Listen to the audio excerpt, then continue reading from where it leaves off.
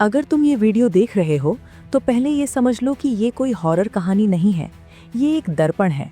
क्योंकि तंत्र कहता है कि जिन विषयों से मनुष्य सबसे ज्यादा आकर्षित होता है वही उसकी चेतना की दरारों को उजागर करते हैं। और आज का विषय शैडो बीइंग्स का तंत्र, वे शक्तियां जो मानव भावनाओं पर पलती हैं, असल में बाहर की दुनिया से ज्यादा भीतर की दुनिया का रहस्य है। क्योंकि शास्त्रों और मनोविज्ञान दोनों में ये स्वीकार किया गया है कि मनुष्य की सबसे बड़ी ऊर्जा उसकी भावनाएं हैं। डर, क्रोध, लालच, ईर्ष्या, आसक्ति, अपराध बोध। और जहाँ ऊर्जा होती है वहाँ संरचनाएं बनती हैं। तंत्र इन्हें सूक्ष्म सत्ता कहता है और आधुनिक मनोविज्ञान इन्हें अनकॉन्शियस पैटर्न या शैडो सेल्फ कहता है। लेकिन बात एक ही सत्य की है कि जब भावनाएं अनियंत्रित होती हैं तब वे केवल अनुभव नहीं रहती, वे भोजन बन जाती हैं। और यहीं से शैडो बीइंग्स की अवधारणा जन्म लेती है।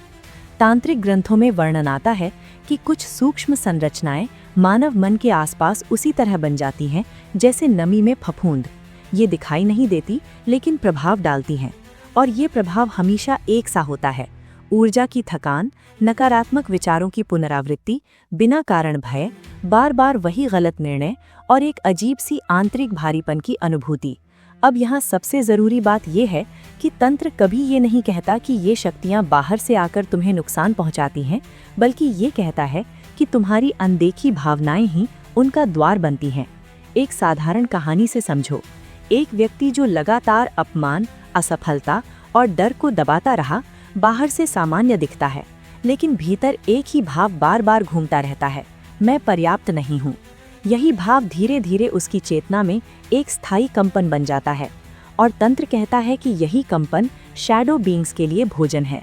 वे तुम्हारे जीवन में नए दुख नहीं लाती, वे पुराने दुखों को दोहराती हैं ताकि ऊर्जा मिलती रहे। इसीलिए कुछ लोग कहते हैं, मेरे साथ हमेशा ऐसा ही क्यों होता है? क्योंकि समस्या घटनाओं में नहीं, भावनात्मक चक्र में होती है। तांत्रिक परंपरा में इन्हें कभी कभी छाया तत्व कहा गया है, न देव न दानव, बल्कि अधूरी चेतना की परछाइयाँ। और यही कारण है कि ध्यान, साधना या आत्मकार्य के शुरुआती चरण में लोगों को डरावने सपने, भावनात्मक उथल-पुथल या अचानक पुरानी यादें सताने लगती हैं।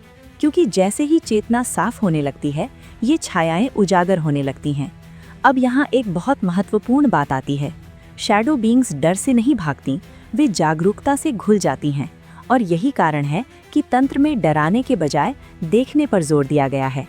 एक प्राचीन कथा में वर्णन है कि एक साधक ध्यान के दौरान बार बार एक ही भयावह उपस्थिति महसूस करता था। उसने गुरु से पूछा, ये कौन है? गुरु ने उत्तर दिया, ये वही डर है जिसे तू देखना नहीं चाहता। और जिस दिन साधक उस भय के साथ बैठ गया, बिना भागे, बिना नाम दिए, वो उपस्थिति विलीन हो गई। क्योंकि शैडो बीइंग्स का अस्तित्व प्रतिरोध पर टिका होता है, स्वीकृति पर नहीं। मनोविज्ञान भी यही कहता है, जो भावना स्वीकार कर ली जाती है वो रूप बदल लेती है, और जो दबाई जाती है वो सत्ता बन जाती है। अब अगर हम आज के जीवन से जोड़ें तो सोशल मीडिया की लत, नकारात्मक समाचारों की लत, ड्रामा और संघर्ष की आदत, ये सब अनजाने में उन्हीं भावनात्मक संरचनाओं को ऊर्जा देते हैं। इसीलिए कुछ लोग शांति से डरते हैं, क्योंकि शांति में शैडो को भोजन नहीं मिलता। और अब इस वीडियो का सबसे ज़रूरी हिस्सा सुनो। शैडो बीइंग से लड़ने का तंत्र कोई मंत्र नहीं, कोई अनुष्ठान नहीं, बल्कि भावनात्मक ईमानदारी है। अपने डर को नाम देना, अपने क्रोध को समझना, अपने दर्द को महसूस करना। क्योंकि जैसे ही तुम भावनाओं के मालिक बनते हो, वे भोजन नहीं रहती। और अब मैं इस विषय के निष्कर्ष पर आता हूँ। ध्यान से सुनो। अगर तुम थके रहते हो बिना कारण, अगर नकारात्मक विचार तुम्हें पकड़ लेते हैं, अगर तुम्हें लगता है कि कोई अदृश्य बोझ तुम्हारे साथ चल रहा है, तो इसे अलौकिक डर समझकर भागने की जरूरत नहीं, बल्कि इसे संकेत समझो कि कुछ भावनाएं सुनी नहीं जा रही। तंत्र का सबसे बड़ा रहस्य यही है कि मुक्ति बाहर की शक्तियों से नहीं, भीतर की स्पष्टता से आती है। शैडो बीइंग्स कोई राक्षस नहीं है, वे तुम्हारी अनसुनी आवाजें हैं। और जिस दिन तुम उन्हें देख लेते हो, उसी दिन उनका तंत्र टूट जाता है। क्योंकि जागरूक मन पर कोई छाया टिक नहीं सकती। और अगर ये वीडियो तुम्हें डराने के बजाय सोचने पर मजबूर कर रहा है, तो यही इसका उद्देश्य था। क्योंकि सच्चा तंत्र डर नहीं देता, वो जिम्मेदारी देता है। और अब आउट्रो के रूप में मैं बस इतना कहूँगा कि अगर तुम्हें ऐसे विषयों में रुचि है जो धर्म, मनोविज्ञान और चेतना के बीच की रेखा को समझाते हैं, अगर तुम सतही मोटिवेशन नहीं बल्कि गहरी समझ चाहते हो, तो अभी चैनल को सब्सक्राइब करो, इस वीडियो को शेयर करो उस व्यक्ति के साथ जो हमेशा भीतर से थका रहता है, और कमेंट में लिखो जागरूकता, क्योंकि अगला वीडियो उस विषय पर होगा जिसे लोग महसूस तो करते हैं लेकिन स्वीकार नहीं करते।